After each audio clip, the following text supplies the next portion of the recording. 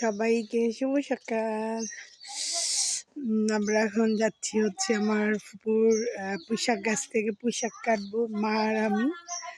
তো এই তো অনেক ঠান্ডা গ্রামে, ঠান্ডা তো শীতের দিনে শীত না লাগলে কিসের মজা। তো চলো দেখাচ্ছি তোমাদের।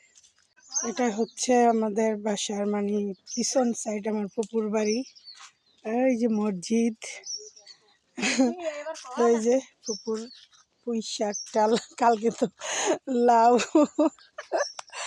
আর এই যে ওইখানটা সবাই ধান, ডাল, গম সব কিছু আর কি। এটার কি বলে এই যে এই জায়গাটাকে? পতিত পতিত মাঠ।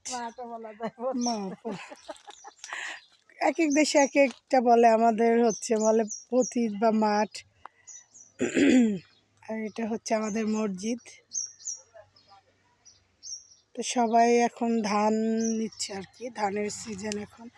লাল চাউল যেটা, এই ধানের সিজন এখন না। তো এই তো গ্রামে কিন্তু দুই একদিন বাজার না করলেও চলে যায়। এই যে দেখো, মানে একটা না একটা সবজি, শাক সবজি থাকেই চারিপাশে।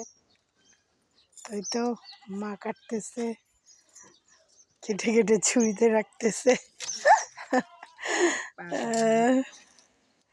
তো সবাই ভালো থাকো, সুস্থ থাকো, সবাই সবার জন্য অনেক ভালো দোয়া এবং চিন্তা করো। আল্লাহ তাআলা ওই ভালোটা সবাইকে দেবে।